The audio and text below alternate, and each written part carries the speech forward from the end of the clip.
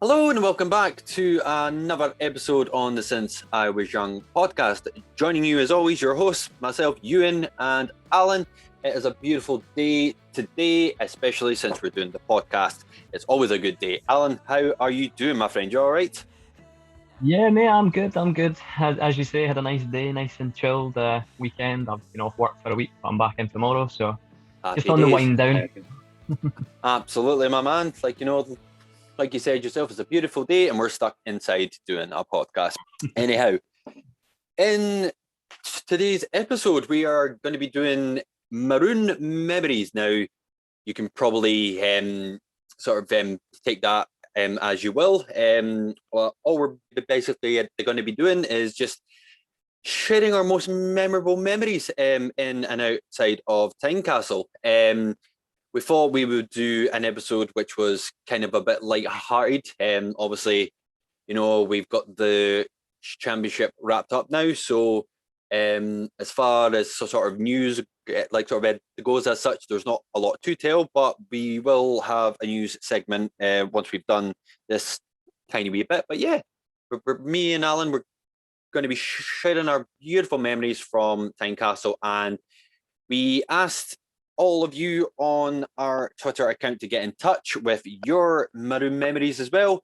To all of those people, thank you very much indeed for getting in contact. We do really appreciate it, guys.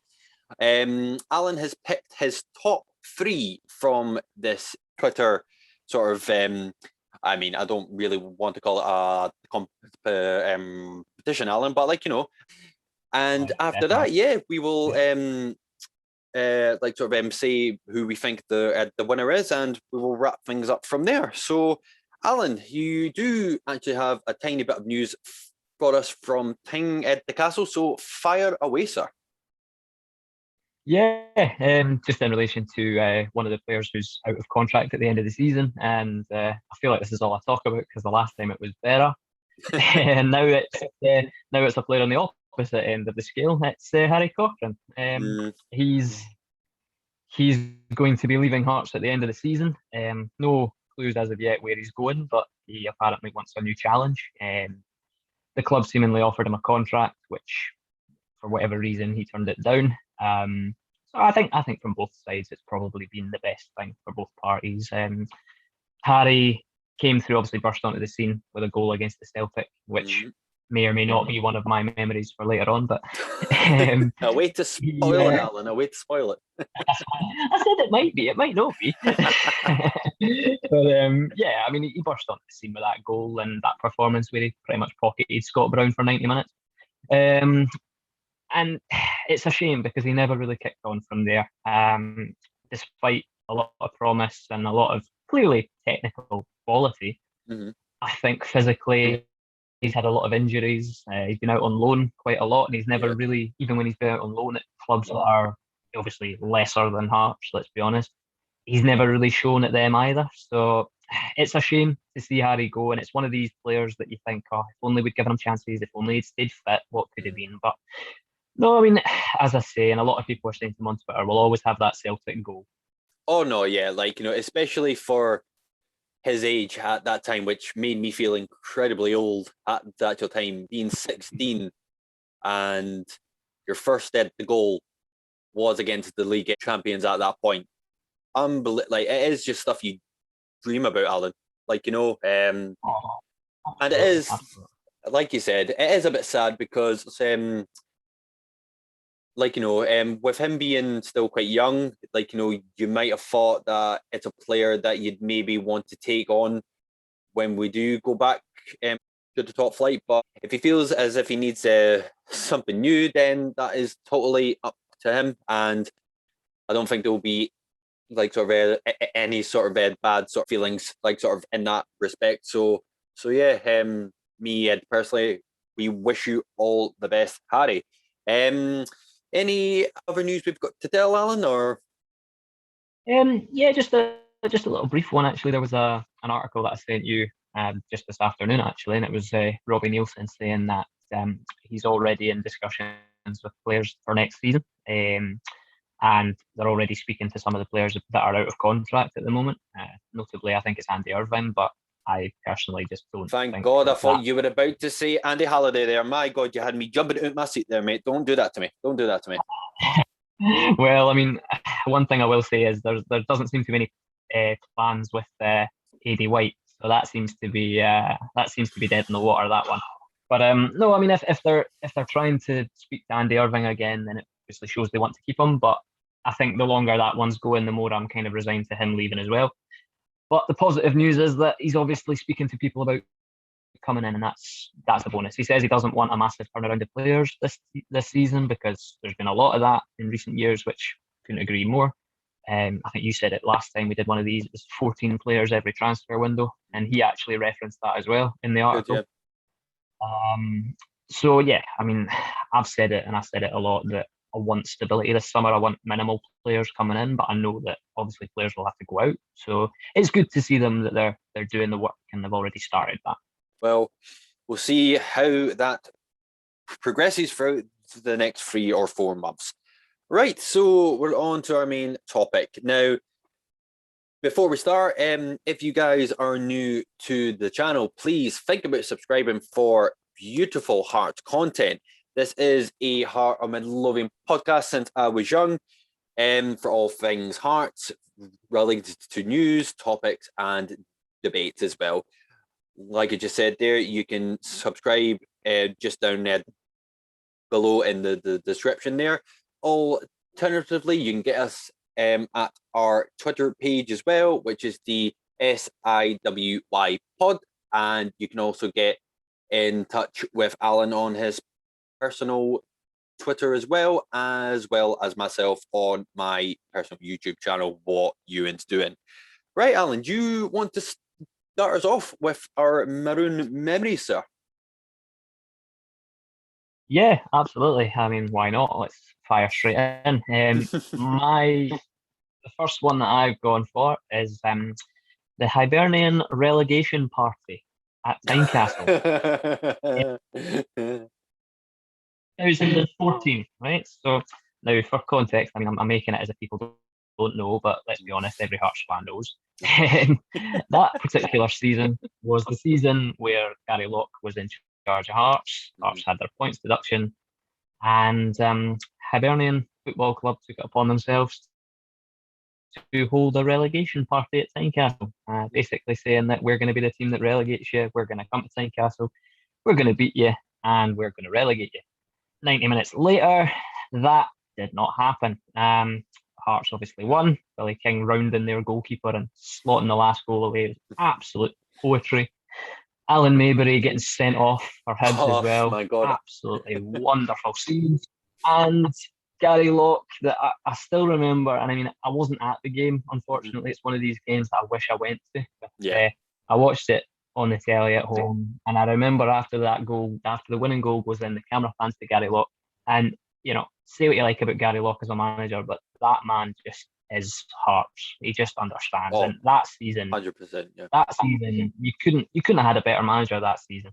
For that position that Hearts were in, Gary Locke just got it, and the camera pans to him, and he's thumping his chest, giving it, get in there, and he knows that's massive. And now, you know what made it for me, and obviously this comes from not being at the game and listening to it or watching it on the telly. You know, commentary. Some amazing commentary lines in football history, like the Man City Aguero and all that stuff with Martin. The commentary, right? That game, that Hearts goal, that last goal, the full-time whistle, and I've got it written down because I love it. The message is clear: not on this patch of Edinburgh land, not in a derby, no relegation today. And that was Derek Ray that day. Brilliant. And that is my Aguero moment. I loved that commentary, and it was the fact that they panned the camera, right? They panned the camera around the stands, and the fans were going absolutely ballistic. And then they panned it to the Hibs end, and all the Hibs fans looked as if somebody had just shot their dog or something. It was absolute scenes, and I'm just like, do you know what? You're standing there with your party hats on. You come to relegate us. And then obviously what transpired at the end of the season, Hibs decided, we want to join them in the Championship too. So there you go. That's my first memory. And what a day. Absolutely, Alan. And like you just said there, they got put out by fucking Hamilton. So I on to the next memory. My one is obviously I mean it's a bit more personal, I would say. My sort of first experience, let's say, with Hearts was going to my first ever game, and I think I've told you about this, Alan. It was my first ever game. It was 2002 in August. I can't exactly mind the exact day, and then it was when Hibs came to Tynecastle. It was the first home game of the season. I think it was only the second game in all, and we went on to beat Hibs 5-1. And to have that for me personally as your first game ever, like I mean, I was only maybe about well, when was it? 2002. So I would have only been 11 at the time, and I knew a bit about Hearts, at that point.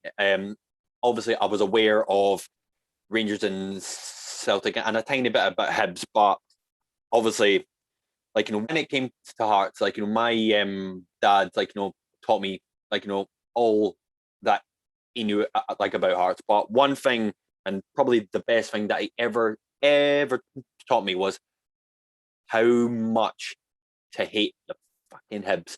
And at that moment, it was just such like I can't kind of sort of to put it into touch words such now, but it was because we just brought in Jean Louis Valois.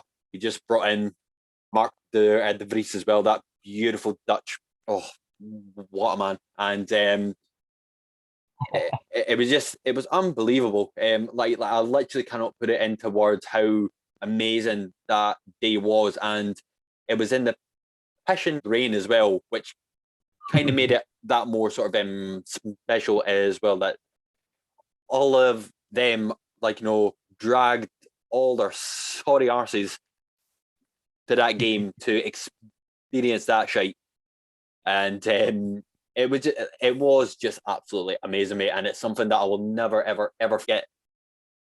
That day, I mean, that being my first ever game was just absolutely amazing, man. Yeah, not a bad one for your first one, right enough. You see, this is the thing for me. I my memory's terrible. Let's be honest. See when we were doing Maroon memory, and the thing is, I suggested it as well. I know, I I know exactly. after I suggested it to you, I thought, bloody hell, I'm not good at this. In terms of my first game, right? In terms of my first game, I honestly, and it's mad because everybody says you should remember your first game of football. You should remember the first game you go to. Oh. I honestly can't remember it. Can't remember it. And it was probably around about a similar time as yours, to be fair. I wouldn't Right. say that mad, but I just remember moments in games and I just remember little things and I'm just like, oh, that was brilliant. But I couldn't tell you the first game I went to. And I mean, I know you're saying about your dad and that. I kind of followed a lot from my brother. Yeah, And yeah, he basically, without going into too much, my family lived in Glasgow before they moved through here. So my brother had a bit of a preference for Glasgow Rangers for the blue side. But I know. Then he'll hate me for saying that. He's a diehard Jambo these days. All good. I think what it was that way when you're really young and you just support the team that's winning. I think that was probably what it was. Do you want to go next or? Then they moved through. Yeah. I'll jump in. I'll jump in with the next one. Now this is a game that I was at actually, and this is a football shithousery banterful moment which I laugh at even to this day. Love your use of the words there, mate. I love it. And it is Jamie Hamill. Now I'm just going to say his name, and I'm going to see if you can remember what it would be. Jamie Hamill. I'll give you 2014, and there's probably people that are listening that know exactly what I'm talking about. Well, the memory that I have is Jamie Hamill clattering Derek Adams on the sideline when we played Ross County at Tynecastle, and he got sent off. Now, you might call me stupid, but I have no memory of that at all. Oh, mate. Now, we just Honestly, scored a goal. I don't know if Jamie Hamill scored the goal, but right? somebody scored, right? And he bombs it down the touchline. He's obviously celebrating. That's better, And he aye. bombs it down the touchline and he wipes out Derek Adams. And Derek Adams is standing there, giving it, standing there in his suit or whatever, looking fancy, Aye. wee posh boy. And Jamie Hamill just completely wipes him out. Just completely wipes him out. The referee sent him off. Sent him off for it. Oh, brilliant. And I was at that game, right? And I tell you what, everybody around me in the section was going, like you, everybody in the section was going, did that just happen? Just like, surely, like I think a lot of people thought it was accidental. A lot of people Aye. thought it's just random, celebrating. After we finish this, go on YouTube, right? And Right, find no, it. no, I will, yeah. There's nothing accidental about it.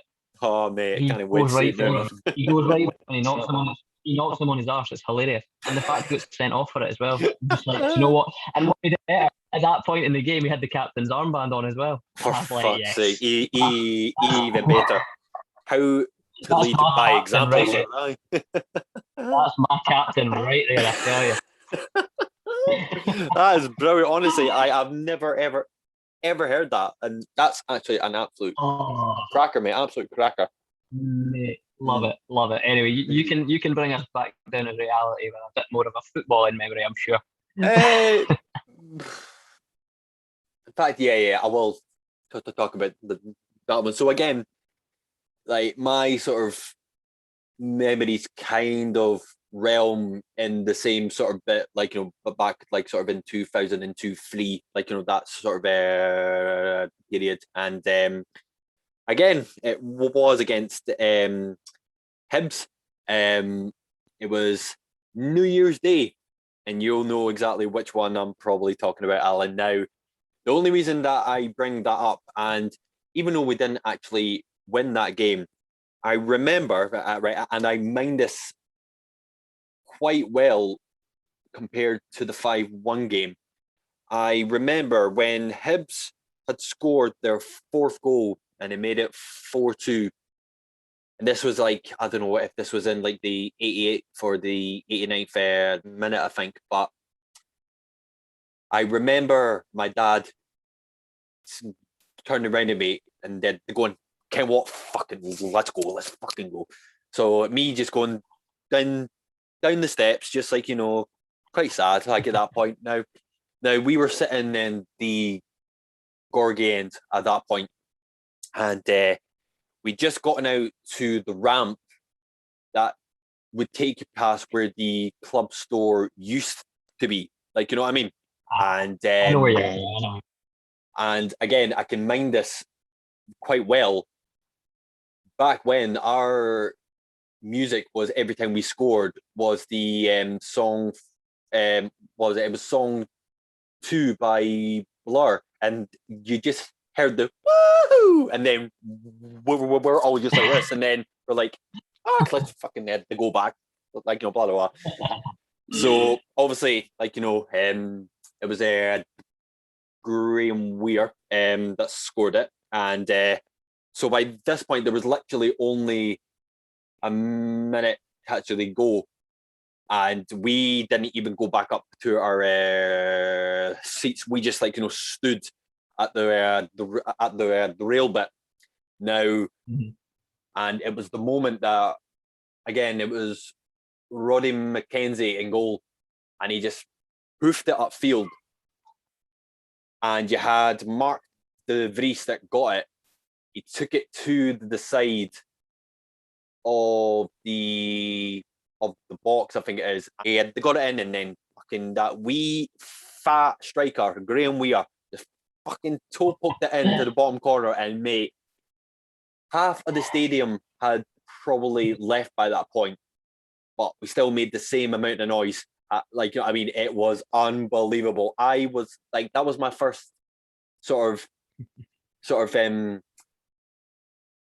moment where I thought it's okay to hug strangers. Like, I was literally hugging everybody around at that point. Literally, I was absolutely gassed, mate. It was again, still being at quite a young age. Again, it was just unbelievable, man. Like, it was such a moment. No, definitely. I've got one more in terms of a game, and it's the 2010, 2012 Scottish Cup semi-final. Good. Right? I was about to say. I was about to say. I thought best. No. I thought best to put a memory in that didn't involve Hearts beating Hibs at something. Fair enough. Fair enough. That semi-final for me, like, I mean, it was one of those games, and you saw the passion. And when Scatchell scores, you're like, yeah, this is. You can see Scatchell, like, you know what Rudy Scatchell was like. When Rudy Scatchell used to score, he used to be so composed and so calm and do his little, that little flip his foot and all that stuff. Like, or something like that. He was always so, like, organized, and he always, like, he gave off this this aura of just like, yeah, I've scored a goal. So what? But the goal he scored in the semi-final, the celebration, right? He does it, and he's going mad. And I'm just like, yeah, do you know what? He knows how important that is. And then we get the penalty. Oh, mate. And that penalty, Craig Beattie, I don't think I've ever been more nervous for a penalty in my life. But it was written, Craig Beattie, former Celtic player, stepping up at Hampden, puts the penalty away, whaps the shirt off, and runs like, I've never seen him run that fast in my life, to be honest. He wasn't quick. He wasn't quick because Craig Beattie. He was quite a big lad. It was.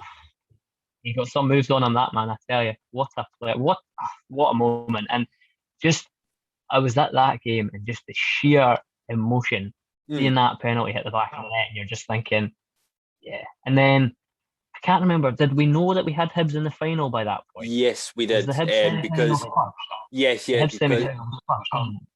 because there was a lot of talk about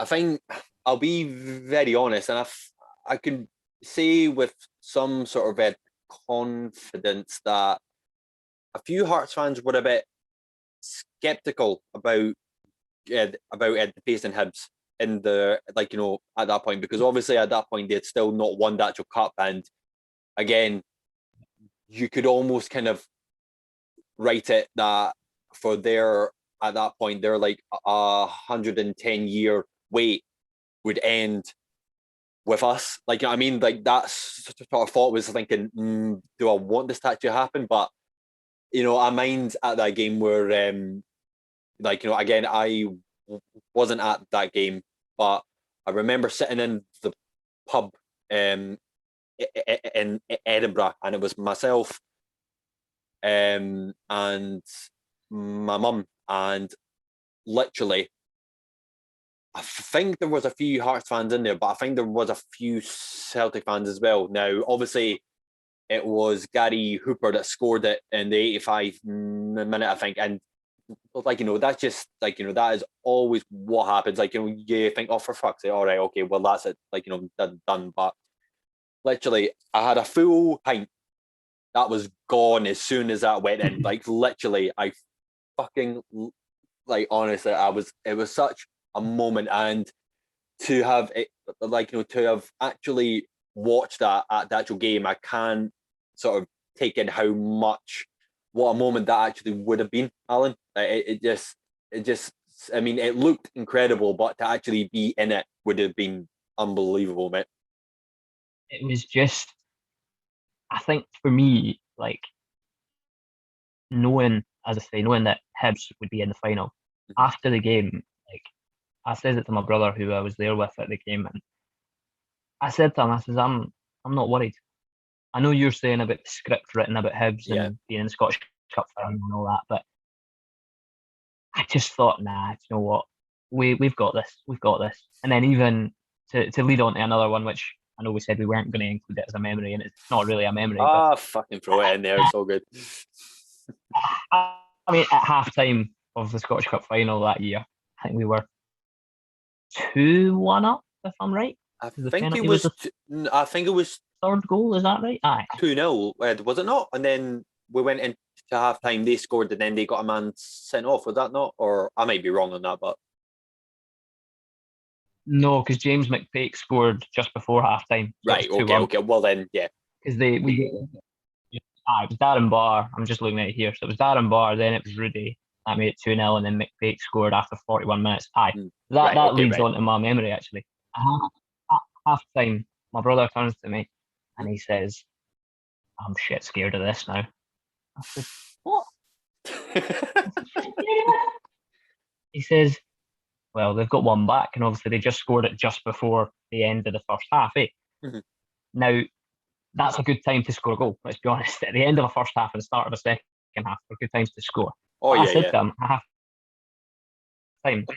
time, I says, we've got this. This is in the bag. And then what was that, 5 or 10 minutes into the second half, wee Suso takes his wee tumble, we win a penalty, and then the rest is history, shall we say. So I mean, Yep. I'm not saying I predicted it, and I'm not saying I'm some sort of fortune teller, but I saw it coming. Like, I'm not gonna lie to you. Good lad. I mean, you've kind of linked that well. I mean, like, because it was the semi-final you talked about first. My sort of last memory of a game as such, again from the same season from 2002. You might have an inkling of what it might be, possibly, maybe. Maybe. You need any more than 2002 though. Right, it's fine. Now, basically, it was. I mean, back then, I don't even if the split was even introduced yet. I think it might have been its first year, maybe like sort of. Anyway, it was again. It was a beautiful day. The sun was roaring, and we were playing against Celtic. Now, I don't think it confirmed it, but it brought us a step closer to confirming third place. And we were playing Celtic, and I can't. Yes, so I think Celtic. I might be wrong here, but I think Celtic went 1-0 up in the second half, and it was obviously through Henrik Larsson at that time. At that game, we scored an equaliser through our, let's just say, a tiny bit overweight Phil Stamp with and I think at that moment, like, when we scored, obviously at that time, if you draw with any of the old firm, you'll kind of take that as a good result. And I remember, again, I can mind this like quite rightly. It was in the 90th minute or in injury time, like that, and I remember that Celtic were on the counter, and Scott Severin was running up the center on the counter attack. Now he had Andy Kirk to his right in a bit of space, so you'd think with him like sort of being the striker, you'd obviously think he might be the better pick. Then on the left, a player that had done fuck all season, that had made countless errors, countless mistakes, couldn't he trap the fucking ball, comes running up the left-hand side, and then it goes out that way. And every Hearts, like, I can mind, literally, Alan, without a shadow of a doubt, I can hear every Hearts fan at that point going, oh, fuck. Literally at that moment when it was passed out to him, and he took a touch and he fucking pelted it. Now, most folk thought, now, from whatever angle you were at that game, you're obviously just from where the ball went to, it looked like a really shitty fucking cross, which all you think. But then you just saw Rab Douglas, I think at the time, yeah. You just saw him fucking diving over there, and literally you just saw the eyes getting bigger and bigger and bigger. Mate, one of the best goals I've ever experienced in my life, especially from somebody who couldn't trap a fucking ball. Like, literally, all of those mistakes and all of those errors will long be will be long gone, because he scored, like, in my view, one of the greatest goals that has ever been scored at Tingned the Castle.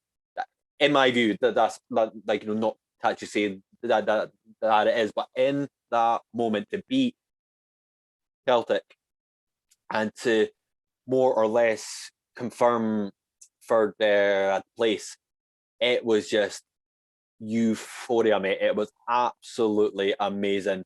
And literally, you just saw him gone, like, sort of across to the old main stand. It just literally just pounded his chest, and I was like, get in there, son. Like, literally, it was unbelievable, mate. Unbelievable.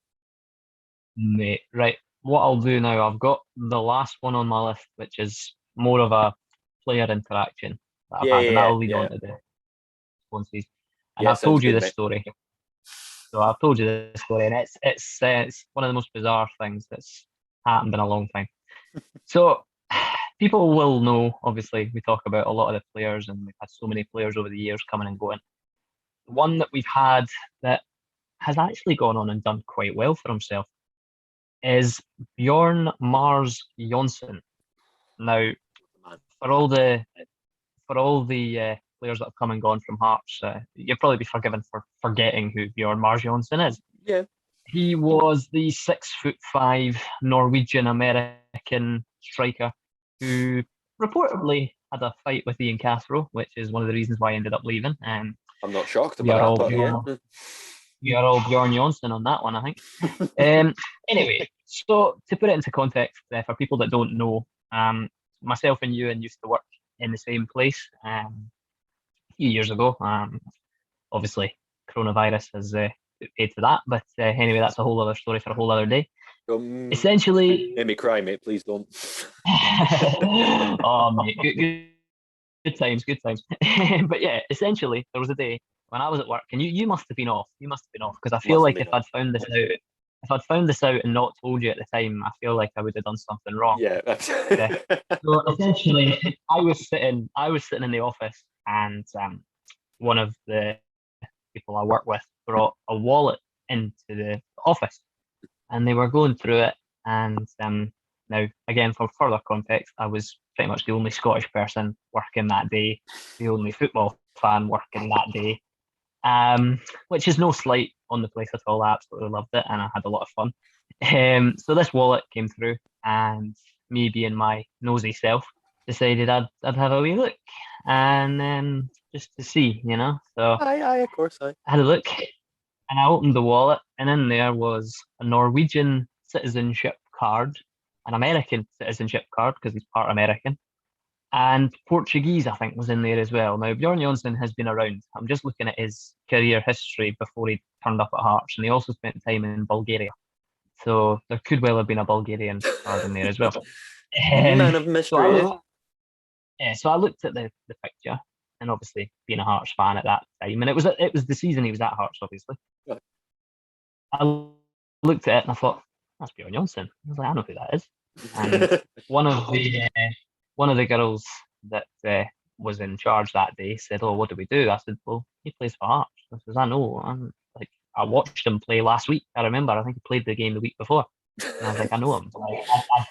That's who it is." And they were like, "Oh, do you think he's a?" Without going into specifics, they were like, "Oh, do you think he's a member of the hotel? Do you think he's a member of the spa facilities, whatever?" I said, "Well, don't know." Sorry, No, you're right. So it's the way I tell it, mate. It's the way I tell it. So she says to me, she said, "What do we do? She's on Google trying to find out ways to get in touch with Hearts, you know, officially through the proper official channels, as you probably should have done." Aye. Me being me, pulled out my phone, sent him a tweet saying, "Bjorn, need to speak to you about something. Can you follow me?" Now I know. Sorry. Just saying it as if you know him already. Mate, I could find. Mate, come on. Oh, what are you doing, you donkey? Eh? You don't with fucking wallet, eh?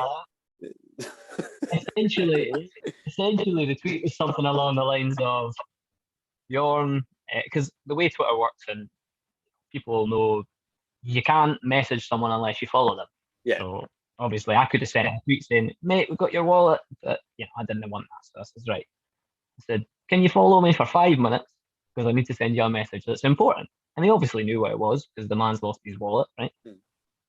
So it pops up on my phone, Bjorn Mars Johnson follows you. I thought, all right, fair enough. I sent him a message saying, look, I work in this place. I found your wallet, you might want to come and get it. He replies saying, oh, thanks very much. No problem. I'll be there. Blah, blah, blah. I'm at training. Blah, blah. That's fine. Not a problem.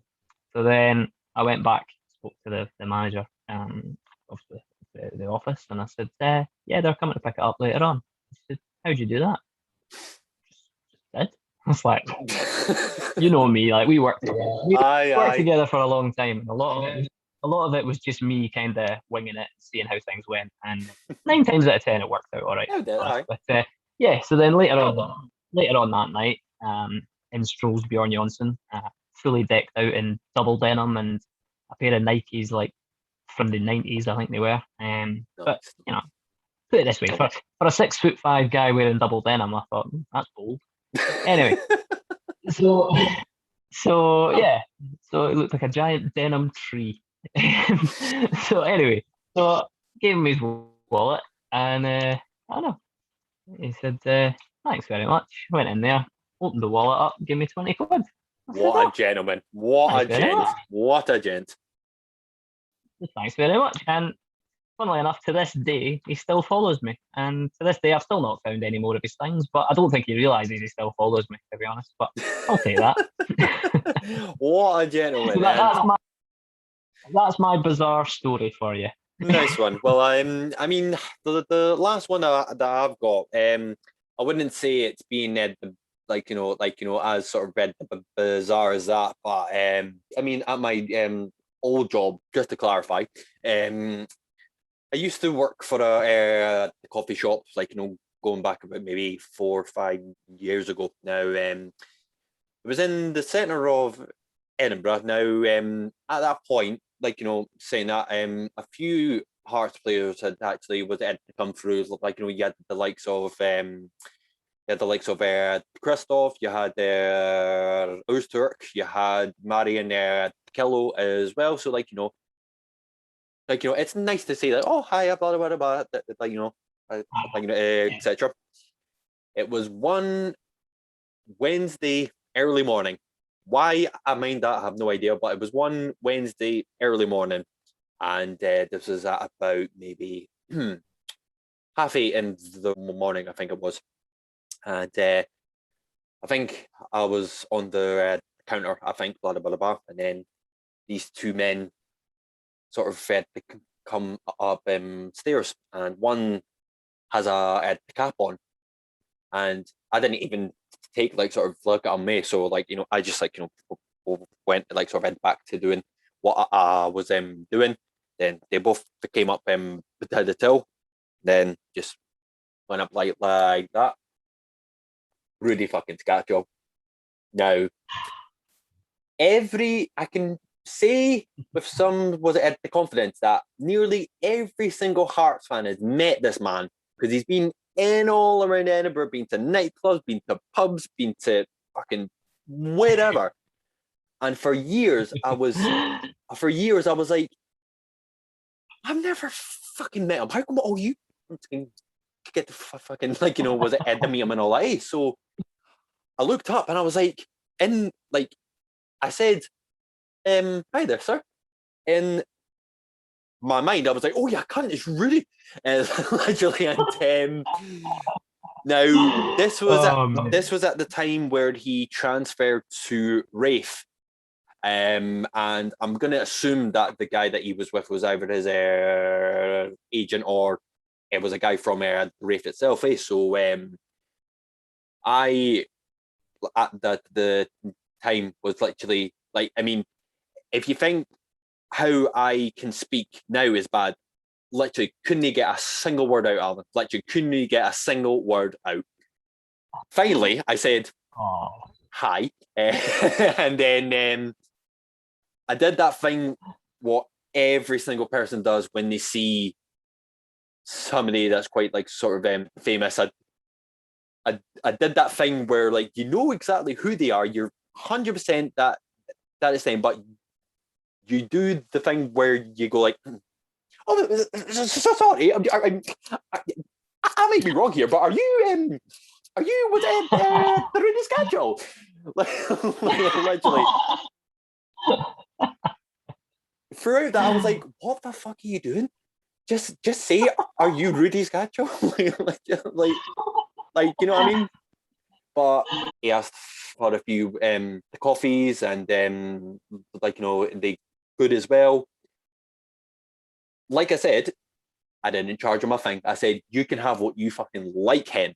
You can take home whatever you want. You literally take the fucking shop. I don't care. You're like, literally, man. Because this was like, maybe, I don't know. I mean, because after the cup final, he went to Dundee United, and then he went on to Rafe after that, I'm pretty sure.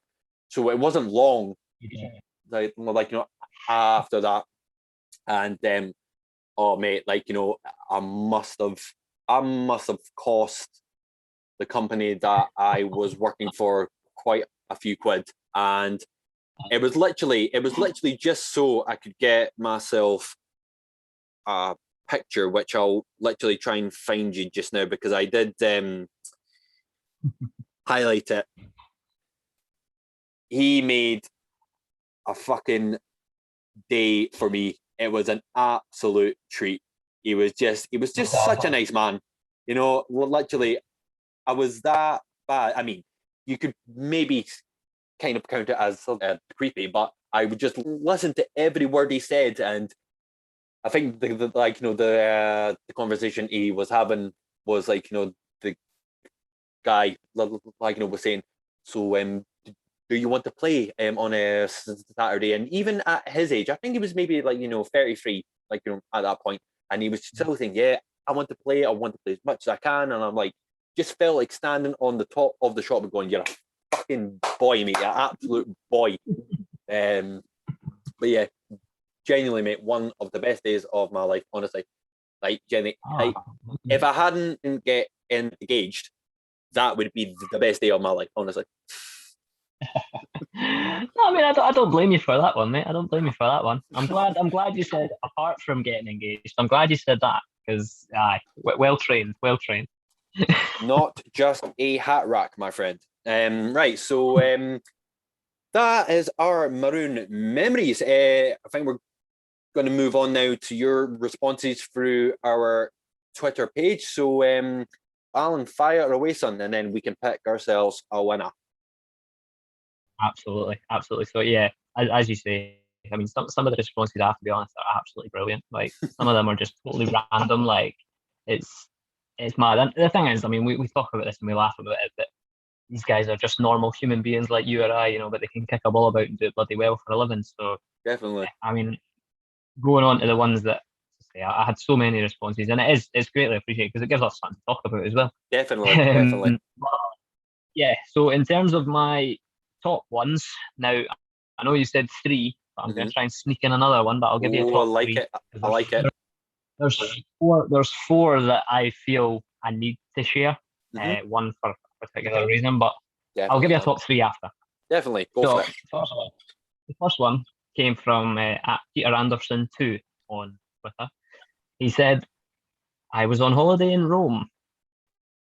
I met Pasquale Bruno in a restaurant. Oh, ledge. He turned to the person he was with and said, listen to this man, Heart of Midlothian are the best team in Scotland.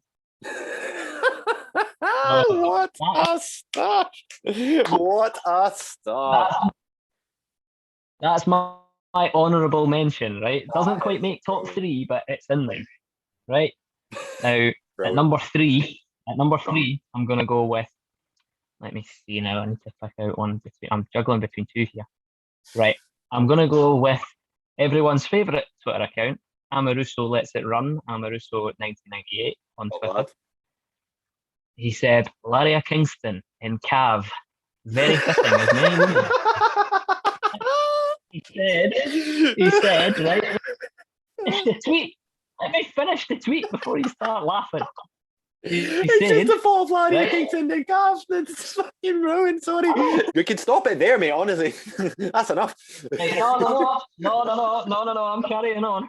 Larry Kingston and Cav, very fitting, as many women would attend that club on a Saturday night and lie about their age as well.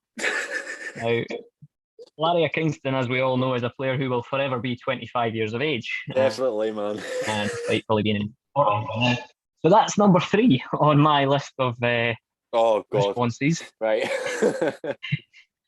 Number two, and this relates to a man that you spoke about in one of your memories.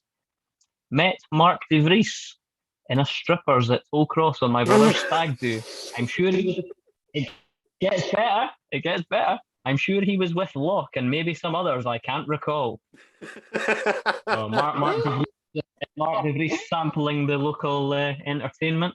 Yeah, and that's not entertainment you want to sample. Seriously. No, you're well clear of that, to be quite honest with you, mate. And the number one, anyway, the number one response, and this is a bit more of a sombering one, but I felt like I had to share it. Go for it. So this one comes from Preston Pansharts, who are at Pansharts on Twitter, and he says, the Pansharts pub crawl. Oh, that's a twister. The Pansharts pub crawl pre-Tottenham in 2011. Bumped into the one and only Stefano Salvatore. By sheer coincidence, I met Stephen Frail in Malta the day that Stefano passed away, and I actually told him the sad news. He was in Malta with the Northern Ireland under-17s, and he's put a picture in the tweet. And I kid you not, there's 6 of them, and Stefano Salvatore is right in the middle, and he looks like he belongs. Honestly, it's absolutely brilliant. Amazing, absolutely brilliant. And I had to include that one purely for obviously Stefano Salvatore for obvious reasons. And I know we laugh and I know we joke, but as I say, these guys are normal people, but they're icons to us for what they do on the park. I mean, maybe not as many of them in the current team, but I think if you met Andy Halliday, you'd probably have a heart attack. But let's not lie about that. Yeah, but yeah, that is the end of episode 4, Maroon Memories. I quite enjoyed that, mate. Yeah, it's nice to take a wee trip down memory lane, especially the way football's going now. It's nice to look back when times were not absolutely mental. And I'm quite impressed we managed to make it through a whole podcast without talking about the absolute disaster that's going on in football at this moment in time. Oh, there's always time, Alan. There's always time. But on that note, as always, guys, thank you very much for watching. If you did enjoy this episode, please think about subscribing to the Since I Was Young podcast. And alternatively as well, you can go over to Twitter to our page as well. It'll be on screen, but also in the description down below as well. And if you want to get in contact with Alan or myself, the links to our channels as well are down there as well. So again, thank you very much for watching, guys, and we will see you in the next episode. Alan, again, always a pleasure, sir. And the same to you, my friend. Same to you. Thank you, my man. All right, you guys, take care now. Bye-bye.